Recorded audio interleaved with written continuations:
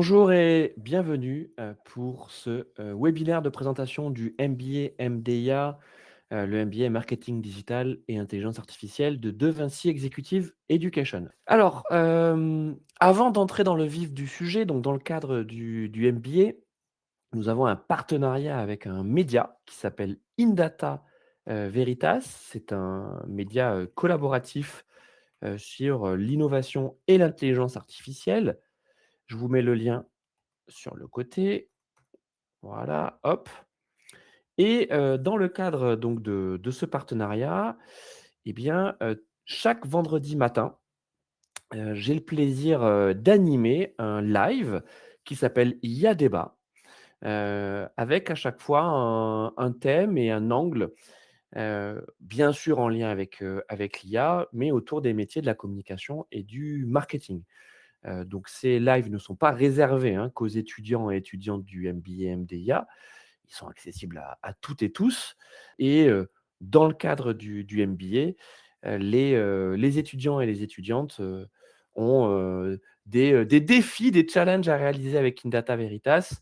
Il peut s'agir, d'articles, il peut s'agir de contributions, notamment de thèses professionnelles, hein. Certains de nos étudiants, donc ont pu, publier leur thèse, sur Indata Veritas.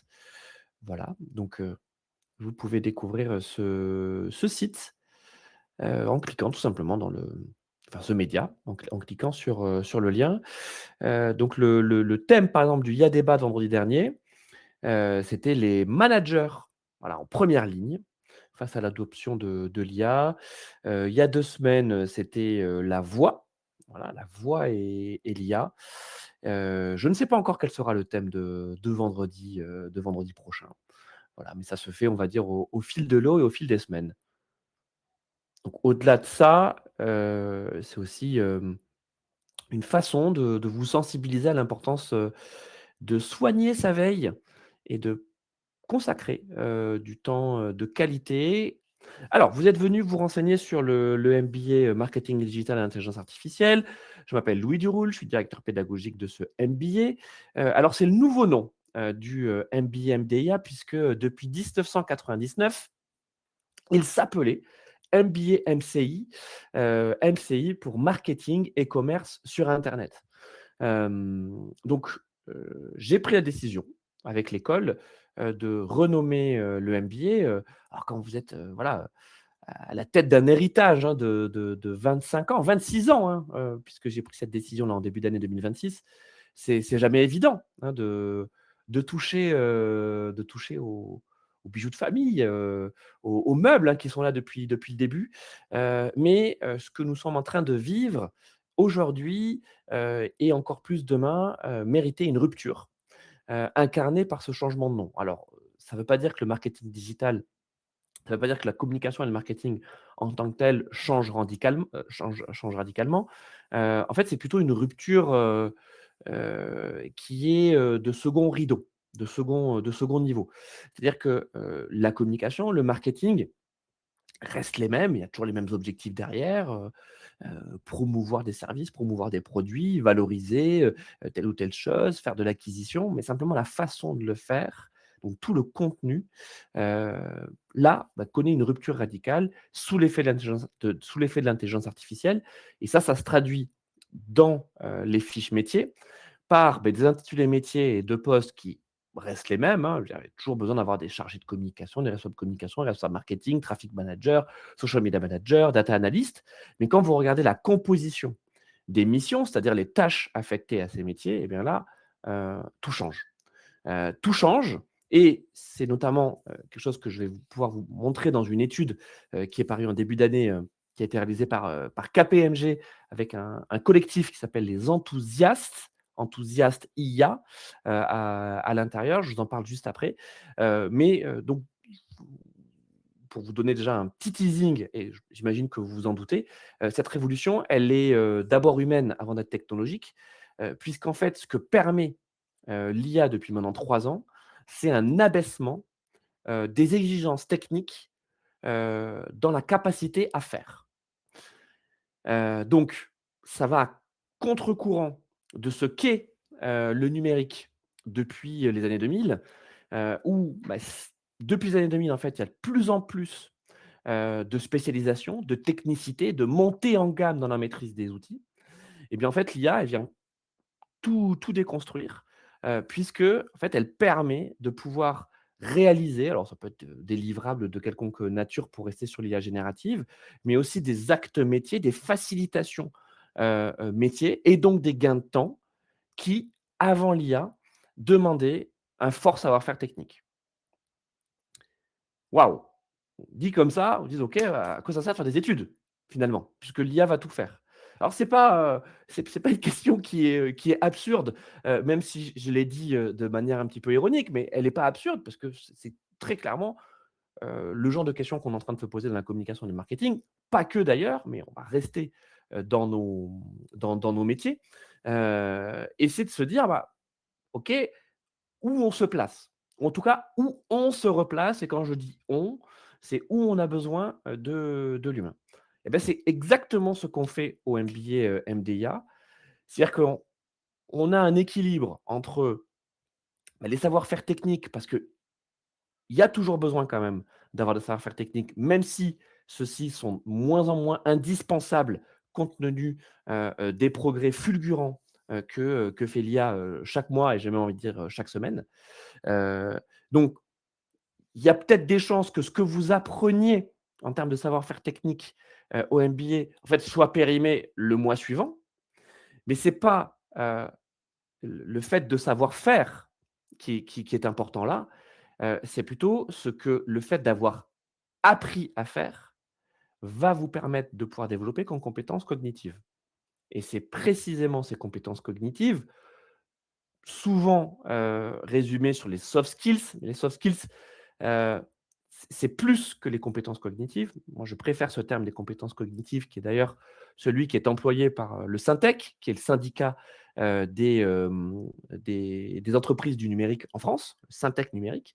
Il parle de compétences cognitives, c'est en fait la capacité humaine, hein, que vous devez avoir, que nous devons avoir dans les métiers de la communication et dans le marketing, pour réaliser des arbitrages et prendre des décisions.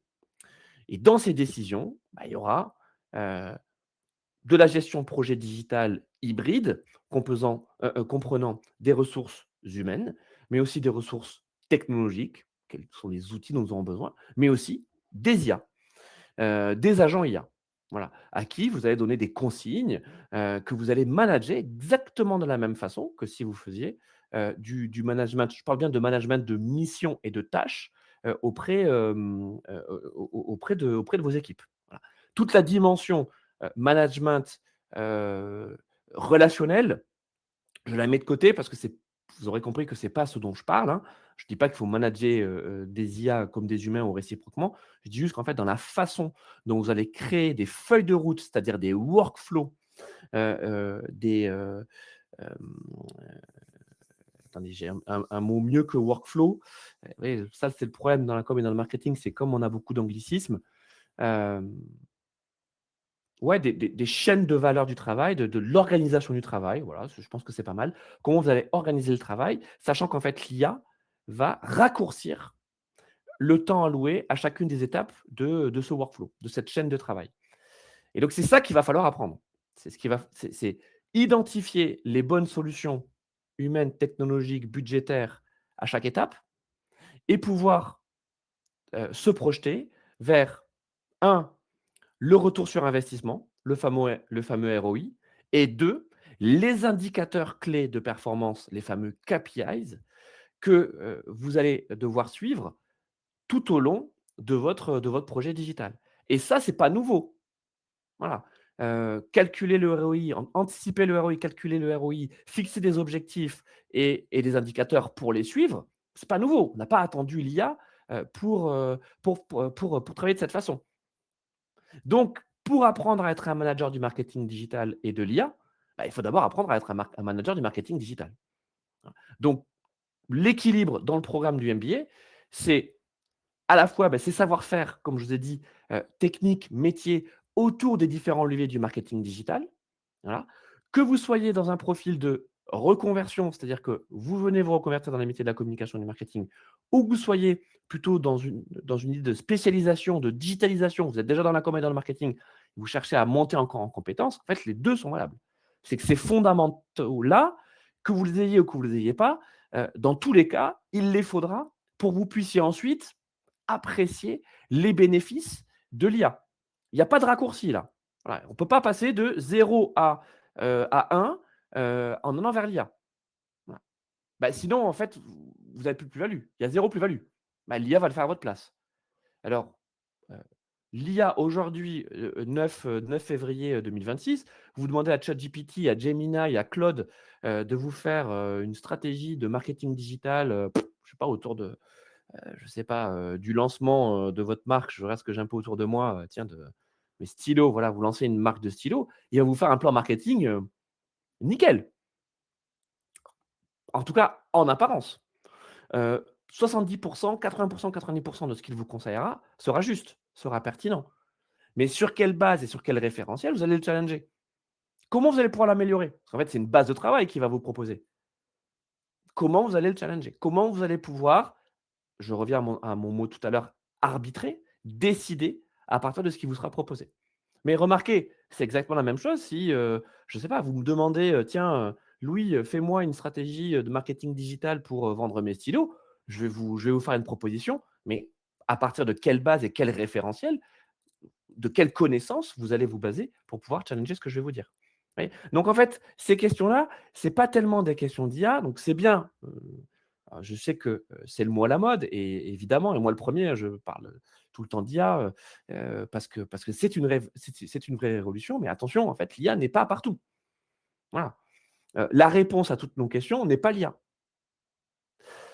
Voilà pour cette incipit, cette introduction, en tout cas sur la philosophie du MBA et le pourquoi, heu, nous nous appelons MBA marketing digital et intelligence artificielle. Alors, je vous expliquerai à la fin, plus précisément comment on candidate, comment s'organisent les cours et cetera. Mais là, je vous ai parlé d'une étude que je voulais vous présenter. Alors, cette étude est disponible gratuitement. Voilà.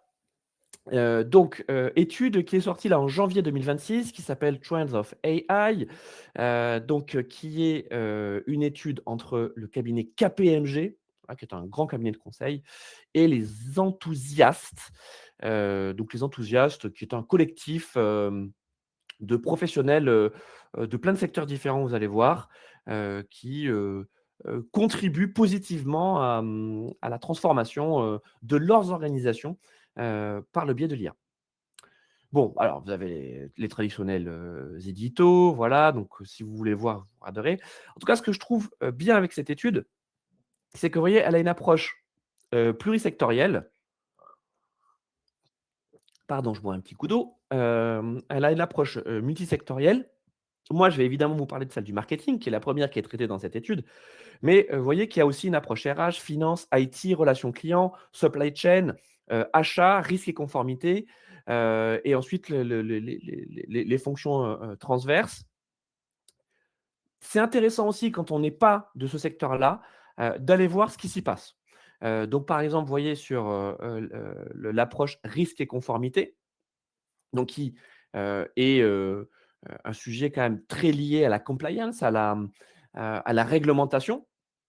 Bah, il y a pas mal de similitudes avec celles, sur les RH et le marketing, notamment sur le grand nombre de connaissances, à accumuler. En tout cas, pour les professionnels de ces métiers.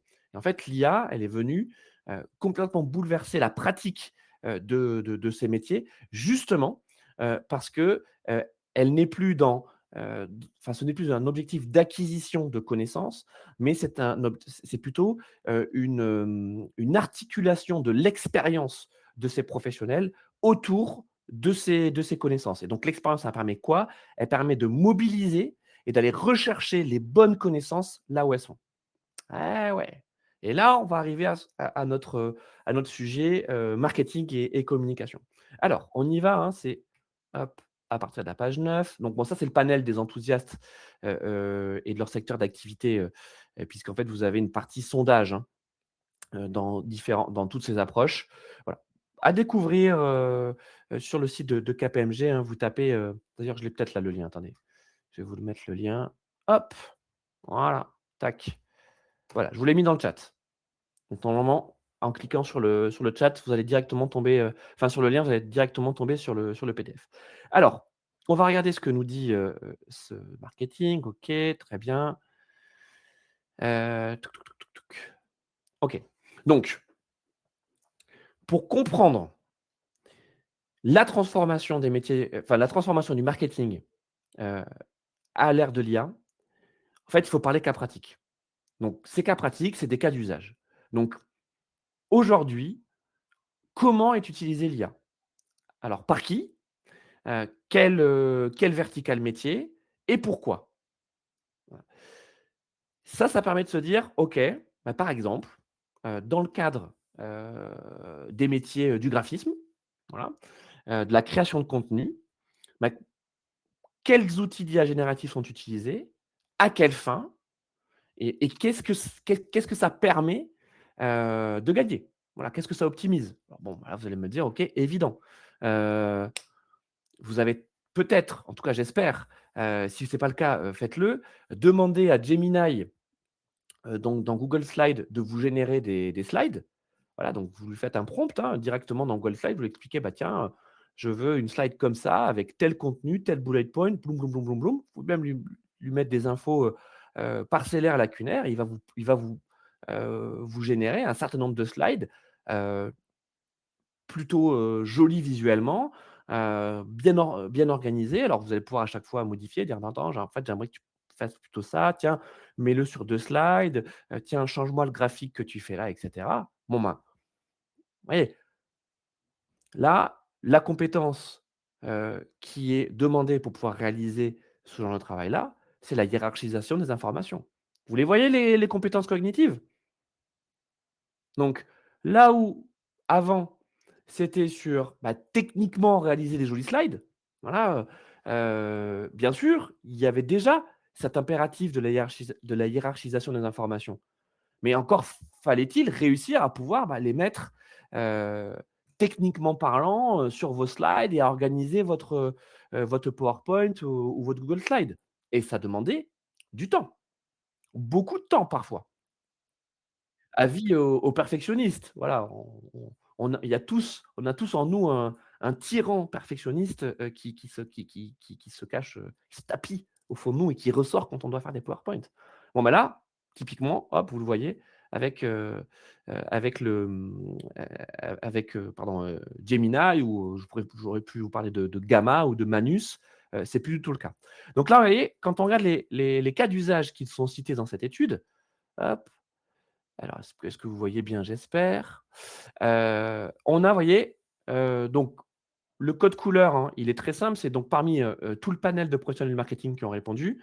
Vous voyez donc en rouge ceux qui ont répondu, donc oui, je m'en sers pour ça, et les autres, vous voyez, donc l'autre code couleur orange, jaune, et beige, c'est le reste des pourcentages. Donc par exemple, là, on a résumé de conversation. Voilà, résumé de conversation, appel, réunion. Bon, bah, voilà. Là, on est sur un cas d'usage qui est pleinement maîtrisé, donc gain de temps, sur des comptes rendus, donc imaginez que dans la gestion de projet et dans le management de projet, heu bah, ça vous change la vie. Ça vous change la vie parce que, bah, vous avez tous les participants à une réunion, à un projet. C'est-à-dire les réunions, c'est les moments où on s'aligne, où on se réaligne, où on lance quelque chose. Et bien là, en fait, vous avez l'IA qui vient vous aider à séparer, tout le superflu de l'utile. Et même si le compte rendu que vous proposera l'IA, le résumé que vous proposera l'IA ne sera pas le compte rendu définitif, il va quand même vous permettre, de déblayer, de manière, large et efficace. Donc gain de temps, donc gain de productivité, donc gain de concentration aussi pour celles et ceux qui sont en charge de ces comptes rendus. Et en général, ce sont les chefs de projet, ce sont les managers de projet. C'est mon projet, donc c'est moi qui tiens le stylo. Oui, ça demande du temps. Mais si le compte rendu n'est pas bien fait, mon projet, il a du plomb dans l'aile. Là, j'ai l'IA qui m'aide. 2e ligne, vous voyez, traduction de contenu. Bon, bah, traduction, je pense que voilà, il y a pas besoin de j'ai pas besoin d'en parler plus que ça, vous avez bien compris. Génération et déclinaison de contenu visuel, texte, et cetera. J'en parlais tout à l'heure dans les métiers du graphisme. Optimisation du SEO grâce au contenu additionnel. Intéressant. Eh oui. Donc là, en fait, c'est de la génération de texte et on va dire de la spécialisation de votre texte, dans une optique SEO. Donc en fait, là, vous allez travailler avec des outils d'IA générative qui vont, vous aider à rendre encore plus performants au sens référencement du terme, vos contenus. Avec des consignes très simples, tel mot-clé doit apparaître, telle longue traîne et cetera et cetera. Donc quand on parle d'hybridation, en fait, vous travaillez avec l'IA. Voilà, c'est une alliance, humain-IA. Allez, je continue, synthèse des retours clients. Voilà, verbatim analyse des sentiments. Bah, quand vous voulez faire, des panels, quand vous voulez, savoir, où en est votre relation client, quand vous voulez avoir des insights sur, l'amélioration continue de votre relation client, bah, vous pouvez le faire grâce à l'IA. C'est déjà le cas, hein. Je ne parle pas du futur, hein, je parle d'aujourd'hui, hein. Production de campagne marketing, bon, bah, alors ça, c'est vrai, ça sur la partie production, on est raccord. Chatbot, pardon, amélioré avec l'IA générative.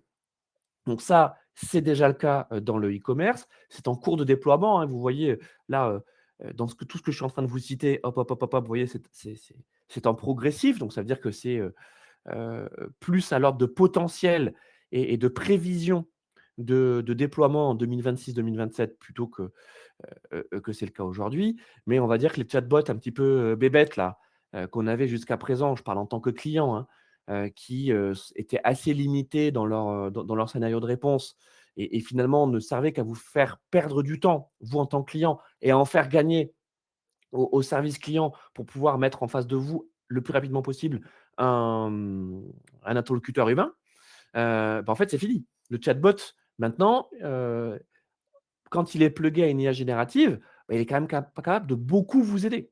Voilà. Donc forcément, bah, ça replace la valeur du chatbot et donc de la relation client avec une technologie standard qui est l'IA, qui permet de l'hyper-personnalisation. Donc l'hyper-personnalisation, c'est des réponses, personnalisées, adaptées à chaque situation, à chaque interlocuteur. Allez, je continue encore un petit peu. Collecte de données marché, clients compétiteurs. Bon, bah, alors, une des techniques du growth hacking, c'est le scrapping, de scraper plein de données, mais une fois que vous avez scrappé toutes ces données, qu'est-ce que vous en faites? Eh beh, vous la faites, travailler par l'IA qui va réussir à la classer, à la segmenter et à la rendre, la plus intelligible, possible pour qu'ensuite vous puissiez décider, bah, quelles sont les actions marketing que vous souhaitez faire. Étude des comportements des besoins clients, création de fiches produits, voilà. Les créations de fiches produits dans le e-commerce assistées avec l'IA, bah, c'est, dans Shopify, dans PrestaShop. Une fois que vous avez, automatisé, votre nomenclature, la façon dont vous voulez que les fiches produits soient créées, bah, en fait, vous allez avoir, votre, alors soit votre IA maison, soit une IA que vous aurez pluguée, à votre, à votre logiciel, e-commerce, qui va, vous faire 80-90 du boulot. Ça nécessitera bien sûr de la relecture et donc de la connaissance, heu, hem, des fiches produits et de ce que vous attendez dans les fiches produits. Donc encore une fois, il faut avoir défini son objectif en amont. Mais voyez bien, enfin tous ces cas d'usage. Bref, il y en a d'autres, vous pourrez les voir, mais, on se retrouve là, vous voyez, dans des tâches, dans des missions typiques du marketing et de la communication, dans lequel l'IA a déjà un impact. Allez, je continue sur cette petite étude. Heu, alors là maintenant, donc c'est la deuxième partie de cette page, c'est les solutions technologiques pour mettre en œuvre, les cas d'usage IA. Alors quels sont, les outils les plus utilisés? Eh beh, sans surprise, ce sont les solutions génériques. Copilot, ChatGPT, Gemini, Mistral, Claude. Donc pour l'instant, heu ces outils-là, ils sont un peu c'est un peu la guerre de l'IA, oui, c'est un peu la guerre de c'est celui ou ceux qui vont réussir à l'emporter. Petit indice, Microsoft et Google sont quand même, partis avec une longueur d'avance du fait, de leur quasi omniprésence sur les devices personnels et professionnels. Donc en fait, les solutions d'IA, ça devient des surcouches, ça devient des offres complémentaires à l'offre déjà existante. Là où c'est plus compliqué pour des acteurs type OpenAI, type, Anthropic, Claude, ou même le français, Mistral, parce que ça veut dire en fait que vous rajoutez, en fait, un outil dans un écosystème qui est déjà saturé. Mais ça, c'est un autre sujet, mais oui, c'était quand même intéressant de s'intéresser à cet aspect, transformation et très outils. Et puis ensuite, vous voyez, on arrive sur des outils un petit peu plus spécialisés. Bon, bien sûr, dans la génération de contenu IA, vous avez des outils très spécifiques. Typiquement, vous voyez, par exemple, dans la suite Adobe, la suite, Creative Cloud Adobe, vous avez, l'IA d'Adobe qui s'appelle, Adobe. Peut-être que vous le prononcez à l'américaine, Adobe, qui s'appelle Firefly. Voilà, donc qui est intégré en fait à la suite Adobe. Vous avez, des IA type HeyGen, Heygen, qui permet, de pouvoir, créer des vidéos avec des avatars. Voilà. Vous avez, Suno, une IA musicale. Donc vous avez peut-être déjà entendu, des chansons, des musiques créées avec l'IA. En général, ça venait de Suno, qui est une IA, incroyable. Heu, voilà, enfin vraiment, si vous êtes un petit peu mélomane, mais que vous ne savez absolument pas faire de la musique, ce qui est mon cas, vous allez sur Suno, vous avez l'impression d'être un génie. Voilà, c'est ça qui fait peur. Parce qu'on se demande où est le génie? Est-ce que c'est nous ou est-ce que c'est l'IA? Bon, petit indice, c'est l'IA. Voilà, et après vous avez des outils IA intégrés dans des outils métiers déjà existants. Typiquement, dans le CRM, vous avez, Salesforce, ou HubSpot, voilà, pour citer les 2 plus connus, qui proposent des fonctionnalités IA. Allez, je terminerai là-dessus. Quels sont les gains générés par l'adoption de l'IA? Parce qu'on est d'accord, hein, en fait, vous allez me dire: «Enfin, c'est mignon l'IA, mais pourquoi on en fait tout un flanc?» On en fait tout un flanc parce que, bah, en fait, les gains de productivité via l'automatisation, des contenus, des process et des tâches, bah, en fait, il est déjà, énorme. Alors, les cabinets de conseil, KPMG, BCG, EY et cetera, évaluent dans la communication et le marketing, ces gains entre 30 et 50. Donc ça veut dire qu'en fait, entre 30 et 50 de votre temps de travail actuel est optimisé grâce à l'IA. Énorme. Alors, là, si vous vous intéressez un petit peu à la transformation du travail, on n'a pas toutes les réponses, hein, mais on est en train en tout cas de voir quelles sont les questions. On se dit: «Mais qu'est-ce qu'on va faire de tout ce temps disponible?» Oui, alors, on va pas travailler moins. Voilà. Déjà, je pense qu'on peut être clair là-dessus. On va pas travailler moins, en tout cas, c'est pas dans l'air du temps. En revanche, ce qui va se passer, c'est que, bah, le temps qu'on va gagner, c'est-à-dire le temps qu'on va gagner sur son temps de travail, grâce à ces gains de productivité, eh ben, on va le mettre au service de quoi? Eh beh, d'encore plus de productivité. Voilà. Donc le paradigme du manager du marketing digital dès 2026, bah, c'est d'être encore plus efficace et encore plus productif. Voilà, grâce à l'IA. C'est ça. C'est ça notre défi. Donc ensuite, qu'est-ce qu'on a? Donc au-delà des gains de productivité, via l'automatisation, eh bien on a, alors qu'est-ce qu'ils nous disent? Accélération du time to market des campagnes et des offres marketing. Bon, mais ça veut dire qu'en fait, entre le moment où vous avez identifié un moment où il fallait lancer votre campagne parce que ça correspond, soit, à un créneau de l'actualité, typiquement, en ce moment, que vous voyez que chaque semaine, vous avez des droits de douane entre, les États-Unis et l'Europe qui changent, bah, ça nécessite, de la part des acteurs du commerce et du e-commerce beaucoup d'agilité. Voilà, et donc de pouvoir faire du stop and go. L'IA vous permet de le faire, en tout cas, permet de pouvoir, agir beaucoup plus rapidement et beaucoup plus efficacement sur les différents assets, sur différents contenus du marketing digital. Dans votre J'en reviens à votre capacité à faire, hein. C'est-à-dire que le directeur, la directrice marketing, en fait, elle est capable de pouvoir agir directement sur des assets, des éléments de la campagne, sans passer forcément par toute une chaîne de métiers, et de spécialistes. Voilà. Voilà, ça interroge aussi, hein, sur la façon dont on réarticule, toutes ces équipes et ces métiers. Allez, le troisième, je vais le lire aussi, réduction du coût d'acquisition par un ciblage précis et optimisé. Ah bah, là aussi, là, c'est la révolution, dans la publicité digitale, beh, c'est que vous avez un abaissement, général de l'acquisition et donc cette acquisition, vous pouvez la calculer de différentes façons. Ça peut être, le coût par 1000, le CPM, d'accord? Donc le coût pour, 1000 affichages, de votre contenu, hein, tel qu'il soit, ou ça peut être du coût par clic, voilà, ou du coût, par acquisition, qui, d'une façon générale, bah, baisse énormément parce qu'en fait, la façon de pouvoir atteindre vos cibles, elle est de plus en plus automatisée, tout en étant hyper personnalisée, grâce à l'IA. Donc avec moins d'argent, et bien, en fait, vous avez une couverture et une portée, qui est supérieure. Voilà. Bon, je vous inviterai à regarder cette étude, voilà, donc je vous ai mis le lien sur le côté. Vous voyez, il y a plein de choses. Ça fait 140, pages cette étude, avec les différentes approches. Il y en a, une quinzaine, vous voyez, sur le marketing, et c'est ma dernière enfin, c'est ma conclusion sur cette étude. Après, je vous parle du MBA. Quelles évolutions l'IA va engendrer sur les équipes marketing? Donc parmi notre panel, hein, de professionnels du marketing qui a été interrogé, réduction des effectifs, 36 ont répondu oui. La création d'un poste, d'une équipe, GIO, alors là, c'est dans le cadre du Generative Engine Optimization. En fait, c'est le référencement par les IA génératives. Ils sont aussi, 36 à répondre oui. Aucun changement, bah, vous en avez 27 qui dit qu'il y aura aucun changement et augmentation des besoins d'experts en sociologie, vous avez 20. Donc qu'est-ce que ça veut dire? Bah, ça veut dire que pour l'instant, il y a pas de changement dans la façon dont les équipes communication et marketing, sont construites.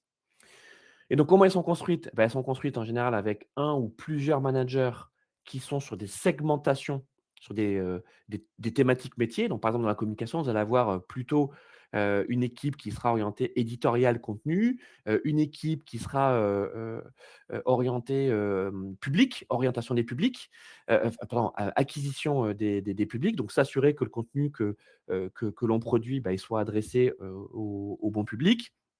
Et puis parfois, vous avez aussi, de l'expertise. Alors, soit des experts ciblés, ça dépend du type d'entreprise, mais sur, des relations publiques, presse, crise, voilà, par exemple, ou, ou, de l'interne, voilà, parce que plutôt, grosse boîte, donc comme interne qui va travailler en lien avec les ressources, humaines principalement. Et puis vous avez aussi, ça dépend de la façon dont les entreprises sont structurées, la RSE. Alors soit la RSE, elle est du côté de la communication ou soit elle est carrément, en autonomie, au sein de sa propre structure. Là encore, ça dépend de la façon dont c'est organisé. Mais donc cette architecture-là, pour l'instant, elle n'est pas modifiée. Par contre, oui, à l'intérieur de cette architecture, beh, il y a une réduction des effectifs et cette réduction des effectifs, et ce sera ma transition avec le MBA, elle se fait au détriment de qui et au détriment de quoi? Eh bien, elle se fait au détriment principalement de l'embauche de juniors. Voilà, donc là, pour qui c'est difficile en ce moment? C'est difficile pour les juniors. Alors qu'est-ce que j'entends par junior? Ce sont les sorties d'études. Ce sont les sorties d'études. Voilà, vous venez de terminer vos études, vous avez un bac +3, +4, +5, dans la communication et dans le marketing. Vous avez au mieux, de l'expérience à travers un stage, à travers une alternance, ce qui est plutôt bien, d'accord? Mais bon, en gros, votre expérience, elle dépasse pas, au maximum 2 ans, d'accord? Et même si cette expérience, elle a de l'importance, elle n'égale pas, heu, l'expérience, d'un emploi, à temps plein, avec des responsabilités, telles qu'on peut l'avoir dans le cadre d'un CDD ou d'un CDI. Voilà. Je ne suis pas en train de minorer cette expérience, je dis juste, c'est pas exactement la même chose. Eh bien, c'est compliqué parce que 2 raisons. La première, c'est que, bah, on est dans un contexte de quasi-crise économique, même si personne n'emploie ce mot, bah, c'est le cas, croissance, au ralenti et peu de visibilité, sur, les éléments structurants de notre économie et du business. Voilà, je vous ai parlé des droits de douane, ça en fait partie. Voilà, contexte international, instable et aussi, visibilité, sur les opportunités business, qui ne dépassent pas 3 mois. Et donc, dans ce cadre-là, toutes les entreprises, quelles qu'elles soient, bah, qu'est-ce qu'elles font? Hop, elles réduisent la voilure et elles sont en position d'attente. Cette position d'attente, elle vaut à la fois pour les investissements en matière de R&D, mais elle vaut également sur les investissements en matière de recrutement. Deuxième raison, donc à ce frein à l'embauche de juniors, eh bien, c'est l'IA. Voilà, et c'est l'IA pour toutes les raisons qu'on vient de voir avant, parce que en gros, aujourd'hui, quand vous réussissez à intégrer, efficacement l'IA, au sein d'une équipe, au sein d'un service, d'une direction de la com ou du marketing, en fait, ce que l'IA va vous permettre de faire, concrètement parlant, en termes de livrables, ça équivaut à ce qu'un stagiaire ou un alternant, ou voire un junior sera capable de faire. Et ça, c'est problématique. C'est problématique parce que, je pense qu'entre vous, enfin, dans l'assistance d'ailleurs, vous pouvez me le dire en chat, souvenez-vous, moi ça va faire, 16 ans maintenant que je suis dans le monde du travail, voilà, mais je me souviens quand j'étais en sortie d'études là, en 2009-2010, après ma formation initiale, je savais rien faire. Vraiment, je savais rien faire. Enfin, je veux dire, en stage, oui, j'observais, je regardais comment faisaient, les gens, même je pense que mon 1er job, il a fallu encore que je sois formé. Voilà, et cette formation, elle passe par des actes métiers basiques, mais c'est par ces actes basiques que l'on apprend et que l'on monte progressivement en compétences. Eh bien, cette phase-là de monter en compétences par des actes basiques, elle n'est plus possible, elle n'est plus, acceptable, autorisée en entreprise parce que l'IA produit la même chose d'une qualité, heu objectivement meilleure, plus rapide, heu heu oui, voilà, ouais, plus efficace, voilà, plus efficace, que ce qu'un junior peut faire. Voilà, et ça fait peur. Donc il y a cette question, qui est, pour nous actuellement, nous professionnels de ces métiers, qui est comment on intègre, les juniors? Je vais, vous en parler, dans quelques minutes en vous parlant du MBA. Et ensuite, la réduction d'effectifs, enfin en tout cas la réorganisation des effectifs, elle se fait également au détriment, des profils, déjà en place, communication donc dans la communication et dans le marketing, qui n'ont pas encore suffisamment intégré le virage du digital et de l'IA.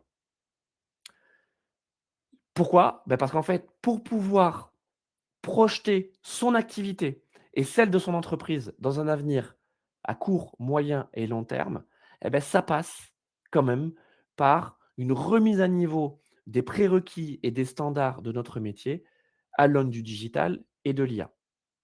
La bonne nouvelle pour ces profils-là, qui sont ces profils que je vais appeler expérimentés, c'est que, la réponse, en fait, à cette remise à niveau et même, je vais dire, prendre de l'avance, elle est très simple, c'est de la formation. Voilà. Donc heu, c'est assez accessible pour vous, pour ces profils-là, à travers de la formation. Alors ça peut être de la formation courte, voilà, parce qu'il vous manque, voilà, vous avez besoin de vous spécialiser, vous avez besoin de vous remettre à niveau dans un secteur, un domaine, tiens, je sais pas, data marketing, hop, vous allez faire une formation de 2-3 semaines, paf, pour vous spécialiser.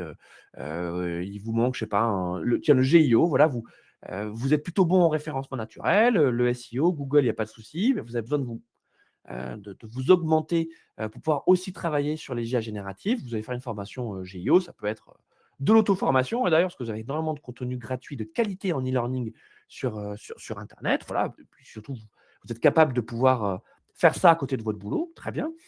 Ça peut être des formations courtes, hein, ou 2 jours, une semaine ou plus.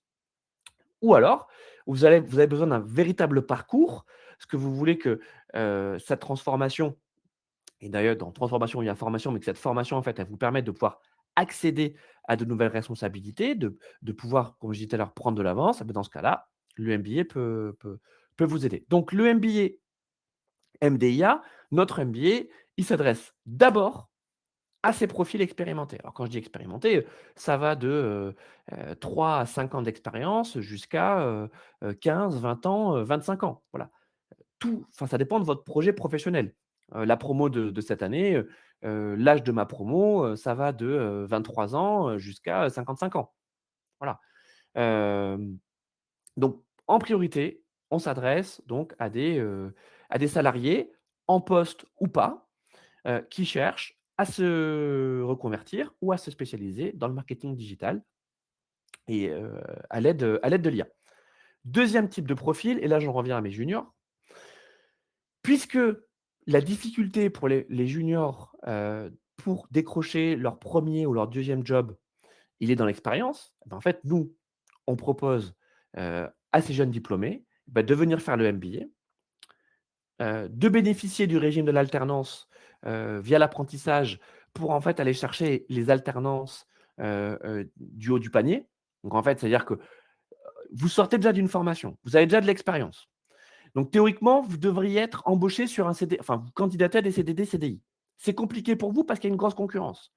Donc vous allez en fait prendre une voie parallèle qui est celle du MBA. Donc vous allez en fait, faire un MBA spécialisé en plus de votre formation initiale, qui va vous aider à vous servir de tremplin pour vous insérer sur le marché de l'emploi, parce que vous allez vous spécialiser et à l'aide de votre thèse professionnelle, bah, vous allez vous rendre encore plus sexy. Donc soit votre alternance, elle sert en gros de période d'essai pour ensuite intégrer l'entreprise et d'ailleurs c'est le deal que vous pouvez avoir avec la boîte. La boîte, c'est intéressant pour elle parce qu'en fait, elle va avoir quelqu'un qui est déjà opérationnel, qui va continuer à se former, mais qui est déjà opérationnel pendant un an. Et cette année, elle va servir de période d'essai à moindre coût pour l'entreprise. Et vous, bah, vous avez la sécurité d'avoir à la fois une formation bah, qui vous propulse et en même temps une entreprise qui, bah, potentiellement, si tout se passe bien, va vous embaucher derrière. Voilà. Donc une des façons, en tout cas, de répondre, je le disais tout à l'heure, à ce frein à l'embauche des jeunes diplômés, bah, c'est de rajouter une surcouche académique avec, un biais spécialisé tel que le nôtre. Ça peut être ailleurs, hein, ils travaillent très bien les autres aussi. Les autres écoles travaillent très bien, il n'y a pas de sujet, mais ça peut être effectivement le nôtre. Voilà, cette mise en abîme, cette mise en contexte, du MBA et donc maintenant j'arrive à, le mode, de candidature et le rythme du MBA. Donc numéro un, j'ai 2 rentrées. Donc la prochaine rentrée, c'est celle du 16 mars, 2026 et donc c'est la dernière rentrée avec l'ancien slash actuel, mode.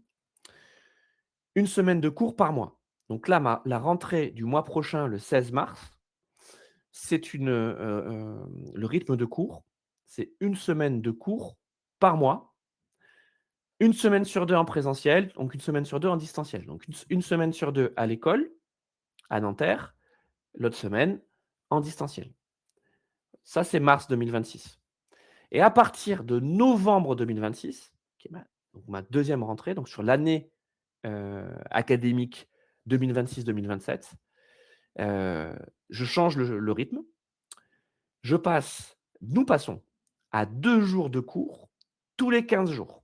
Donc jeudi, vendredi, tous les 15 jours, sur un an. Donc c'est le même nombre d'heures de cours, hein, 386 heures en tout, voilà. Sauf que le rythme est changé, donc je réorganise aussi la façon, dont l'enseignement se fait et autre nouveauté pour novembre, je passe les cours en full distanciel, en full remote.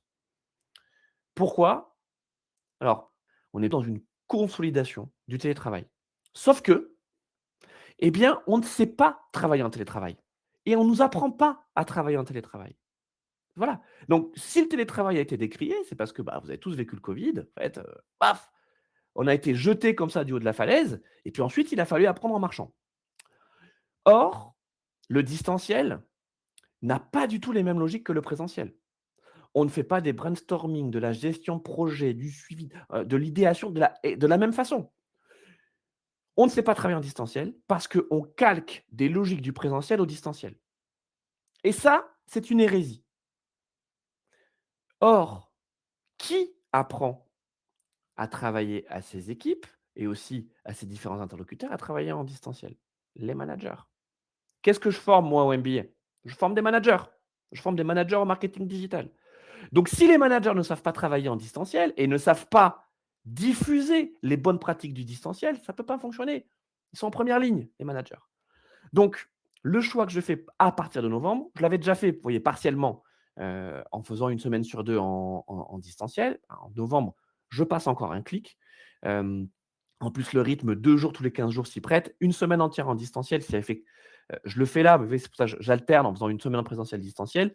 C'est un peu plus compliqué, mais sur les 2 jours, ouais, je m'ouvre un autre champ, des possibles et ça correspond en plus, heu aux façons de travailler que vous avez déjà en entreprise, où en général vos semaines, eh bah, elles sont faites de 2-3 jours en présentiel ou 2-3 jours en distanciel, voilà. En gros, vous avez à peu près un 50-50, voilà. Donc ça s'apprend où à travailler en distanciel? À l'école, voilà. Donc nous, notre promesse, c'est qu'on va apprendre ensemble, à apprendre à étudier, à apprendre à travailler en distanciel en utilisant les meilleures techniques liées à l'innovation pédagogique en distanciel. Voilà, donc ça, c'est pour la rentrée de novembre, donc je ne sais pas exactement pour quand, vous souhaitez, donc découvrir vous inscrire pour le MBA. Donc prochaine rentrée le mois prochain, 16 mars. Sinon, c'est en novembre avec le nouveau, mode d'enseignement. Comment on candidate? Ça se passe sur notre site. Voilà, donc vous allez sur le site de Vinci Executive Education, vous aurez un dossier de candidature à remplir. Alors, je lis absolument tous les dossiers. Dans le dossier, vous aurez, heu, voilà, des choses évidentes du type, vos pièces d'identité, vos CV, voilà. Pas de pas de difficulté de ce côté-là. Ce que je lis, avec beaucoup d'attention, ce sont, vos projets professionnels. Alors vos projets professionnels, c'est là où vous racontez, qui vous êtes, où vous en êtes et surtout où vous voulez aller. Voilà. Pourquoi vous voulez faire le MBA? Ce que le MBA, MDIA, heu, peut et doit vous apporter et comment on peut vous aider. Voilà, moi c'est ça qui m'intéresse. Si vous venez parce que vous dites: «Ah tiens, l'IA c'est la mode, je vois de la lumière», mais vous serez très malheureux et moi aussi, parce que c'est pas comme ça que ça fonctionne. Heu, on vous encadre, on vous met sur des rails, mais la force de propulsion, c'est vous. Moi, je vais pas vous pousser, hein. Voilà, ça c'est clair. Heu, je vais vous montrer la direction, je vais vous inciter à y aller, je vais vous inciter à goûter tout ce que je vais vous mettre dans le buffet. Je vais dire: «Tiens, vas-y, ah, vous pouvez va goûter ça, va goûter. Tu me diras ce que tu en penses après». Voilà. Mais cette expérimentation, bah, il faut que vous soyez consentant, il faut que vous soyez volontaire. Heu, voilà. Si c'est pas le cas, je ne pourrais pas le faire à votre place. Enfin moi et d'ailleurs tous les autres, membres de l'équipe pédagogique puisque nous sommes tous des professionnels en activité. Moi je mon métier, enfin ma fonction première, c'est pas d'être directeur pédagogique du MBA-MTIA, c'est d'être directeur associé au sein d'une agence de communication. C'est ça mon métier, d'abord et en parallèle, à peu près 30 de mon temps est dédié à l'enseignement. Voilà. Mais ces 30 là n'ont de sens que parce que les 70 restants font que, bah, j'ai les mains dans le cambouis et j'ai les mains dans le métier. Et c'est le cas pour, la très grande majorité de nos intervenants et de nos enseignants. Ce sont avant tout des professionnels d'activité qui viendront vous partager des enseignements, des connaissances, bien sûr, mais aussi de l'expérience. Voilà, et d'ailleurs, c'est un échange mutuel. C'est que vous aussi, vous venez avec votre parcours, votre expérience, votre façon de voir. Enfin, les cours sont tout autant des échanges, que des expérimentations de nouvelles pratiques et de nouveaux outils. Voilà. Ça, c'est, en tout cas la façon, de vivre un billet. Voilà. Si ça correspond pas à votre, façon d'être, si vous avez besoin d'avoir quelque chose qui est beaucoup plus, cadré, beaucoup plus directif, il y a plein d'autres formations, qui vous conviendront et voilà. Mais c'est pas ma méthode. Voilà, je préfère être clair. Là, de toute façon, je le redis à chaque fois quand je reçois en entretien des candidats, heu, la force de propulsion, le moteur, c'est vous. Donc le plus important, c'est votre projet professionnel. Voilà. Votre MBA, vous le faites parce que vous avez un objectif derrière et même s'il n'est pas encore très clair au début, mais vous avez un horizon et on vous aidera à construire votre projet professionnel. On vous aidera à vous repositionner. On vous donnera les clés, on créera les conditions pour que vous puissiez, hem, dégager, les opportunités pour que vous puissiez vous dégager par vous-même les opportunités propices à votre épanouissement professionnel. Parce que dans la communication et le marketing, les métiers, les missions sont passionnants. Voilà, c'est vraiment passionnant. Enfin, je ne je n'exagère en rien, mon enthousiasme et ma passion vis-à-vis de ce métier que j'exerce maintenant depuis 16 ans.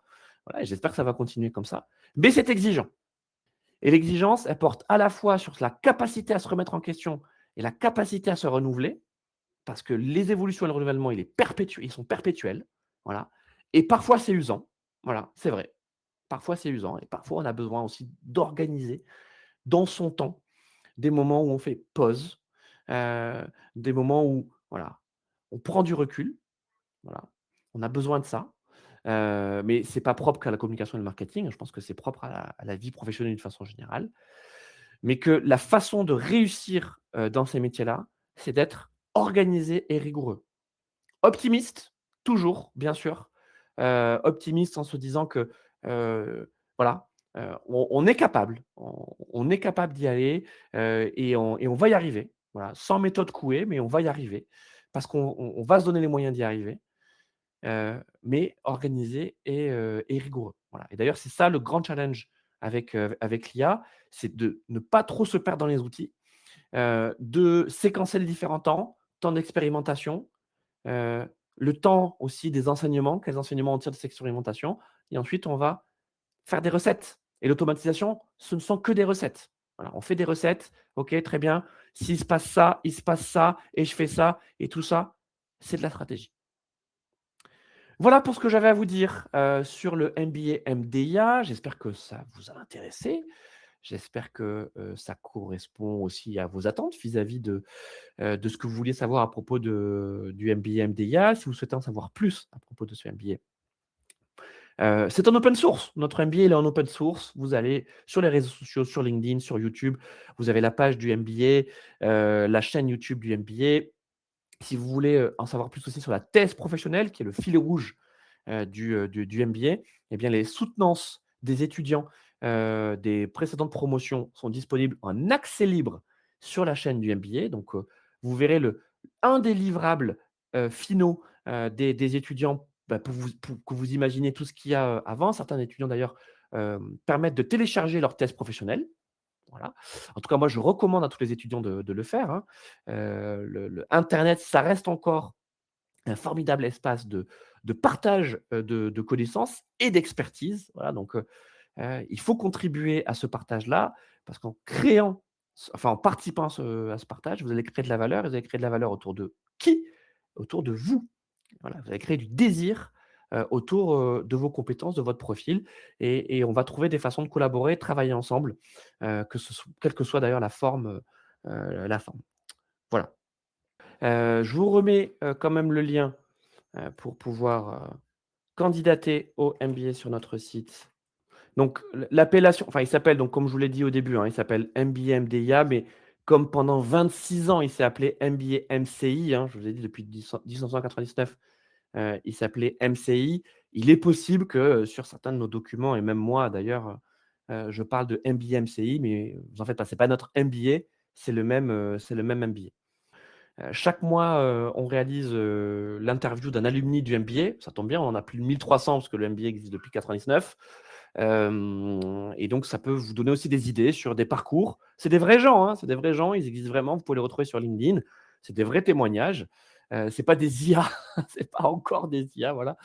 Mais ça pourra, peut-être vous inspirer à partir de votre propre parcours, de voir, ben, c'était ça leur donnée de départ. Le MBA leur a permis de voir ça, ça, ça, ça, ça, ça, de se repositionner. Aujourd'hui, ils sont ça.